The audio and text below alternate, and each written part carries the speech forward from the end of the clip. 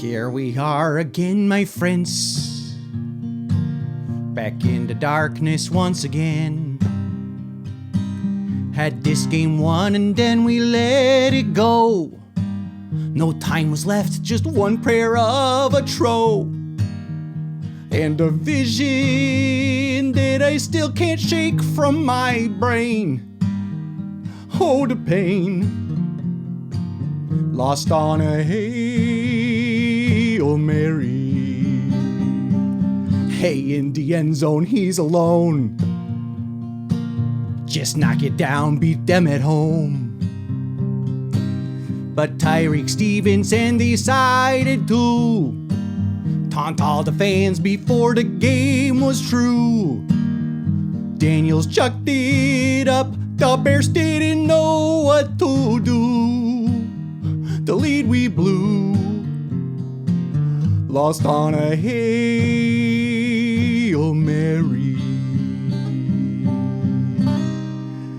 The Bears. Hello, my friends, and welcome to another episode of On the Grass.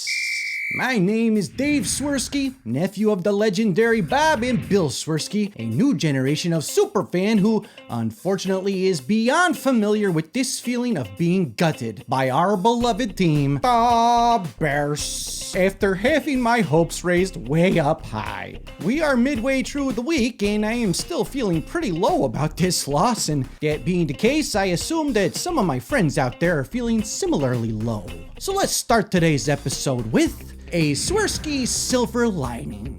I was thinking this over today as I was trying to determine what words I could possibly say to make this any better, so here's what I got for you. Let me briefly take you back to last year, my friends. Once again, a year I was filled with hope, thinking they could coach just enough to be the guy. We blew 3 fourth quarter leads last season when being up by 10 points to start the final quarter. So this pain of snatching defeat from the jaws of victory, it's a familiar taste. Much like a leftover Polish sausage still tastes like a Polish sausage, but the joy is somewhat diminished at its aged taste and appearance. Disappointment is nothing new to this superfan. I've watched my beloved Bears double doink. I've watched them run back an opening kick of a Super Bowl, getting me all jacked up on Mountain Dew for our certain victory, only to watch Peyton Manning stomp out any and all life from that Super Bowl victory I was sure we'd come away with. And I have watched, just since 2020, 10 times we blew double-digit leads at some point in the game to lose them in the end. 10 times. The pain. In my lifetime, the Bears have had 16 winning seasons, and 7 of them were before I was 10 years old. So I know this pain, my friends. So Swerski, where's the silver lining I hear you shouting through your worsening depression as you watch? The final offensive drive actually accomplishing the goal of getting the lead with under 30 seconds to play. That's not nothing, my friends. And to my old superfan eyes, there's something there to build a foundation of hope upon. Now, I know there's a lot of argument currently amongst the fan base about the coaching, and I think after a loss like that and a record of losses like that, there's some worthy thought-provoking conversation to be had. But I think we got a guy, finally, behind center that is special and will continue to develop into a superstar.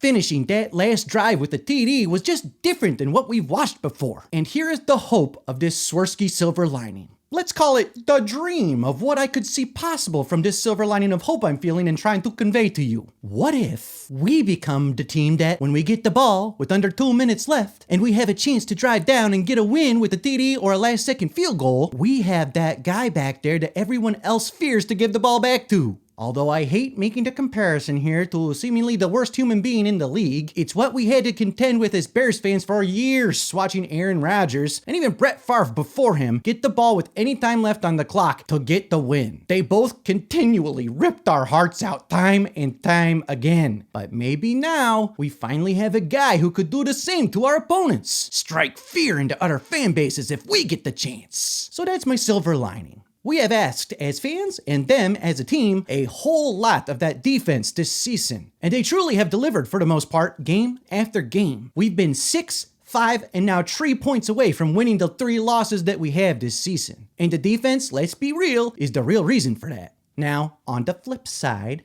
Ooh, Tyreek. That one is really hard to stomach as a fan. Head out of the game at the most crucial part of the game, scrambles to get back in it, and then tries to be a hero instead of doing his job and costs us the game on a prayer of a throw. I'm still not okay. But he's a human being, and I do appreciate him acknowledging his mistake to the team and to the media. I have talked him up to those closest to me, as I truly believe he's going to develop into a great player to play opposite Jalen Johnson now and into the future, but I'm still not okay. Bears. Get Up on ESPN this morning just named it the worst play of the year so far. So congratulations, we are once again known for something dumb instead of for winning. That makes a baker's dozen for me since the game ended, folks. It's okay. We're gonna be okay. We're gonna bounce back. I'm trying really hard to continually get myself into a positive headspace, but damn, that one is still hard to shake. Another bit of good news from that crap sandwich of a loss we were fed? DeAndre Swift, once again, being exactly what we need him to be. Explosive and now consistently getting 100 plus yards each game. But it's very hard to look for these silver linings when the plays that decided the game was a failed play call and execution on the 1 yard line, handed the ball to an offensive lineman, and then that debacle at the end with a Hail Mary. But I'm trying, my friends. Da Bears. I want to be optimistic, and I truly want to celebrate this team more than criticize and question them, but we got to talk about the coaches. The Floos. Big beard energy, groomed in the spitting image of the coach, Dicka. And I have sung your praises, sir, and celebrated all things Floos in hopes that you would rise to the expectations and, in fact, hopefully, surpass them. But sweet Italian peppers on a Polish sausage, and for the love of the Dicka stash, what happened? And the response in the press conferences this week?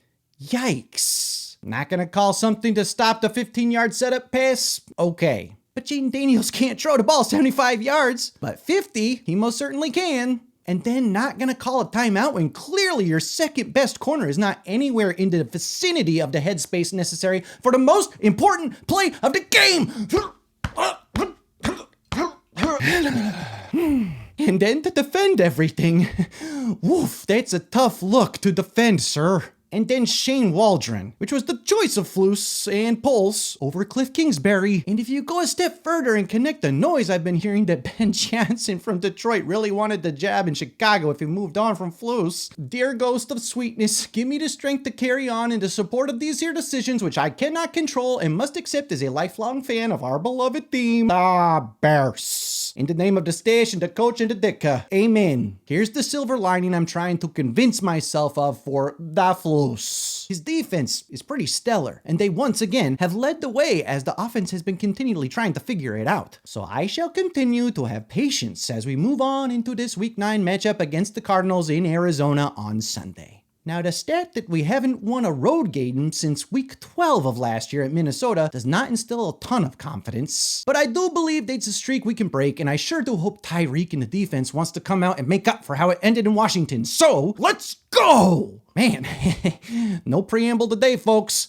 We got right into it, and I'm exhausted. I didn't even ask you to like and subscribe up front because I was so worked up, so hopefully you've already done that, and if you haven't, here's your reminder. I also have to thank all of you out there who have purchased your Dave Swerski t-shirts and sweatshirts. I've finally started to see them out in the wild, and I cannot tell you how much it fills this Superfan's cup to see you all supporting what I'm doing by wearing these shirts around town. This whole project has been a labor of love for me for the last 2 years, and these shirts represent one of the first clear ways you can help me out by purchasing this merch and getting me to keep growing my channel here and my presence on the social media. So if you want to get yours, head to the link in the bio or in this description. The orders and shipping are all handled by my friends at Raygun, who are a Midwest gem and have been doing a great job fulfilling these orders for me so I can focus on making videos for you all to keep you entertained, hopefully. Bears. Now, as far as the last time I made picks, which was for Week 7, I obviously had a case of the senioritis, and I was halfway out the door on some of these, ready for my week off. I went 8-7 last week, so still in the green, but not nearly as good as the 13-1 I went for Week 6. So let's take a look at the games around the league for this upcoming weekend and pick them, shall we? Give me the Texans over the Green Bay Jets.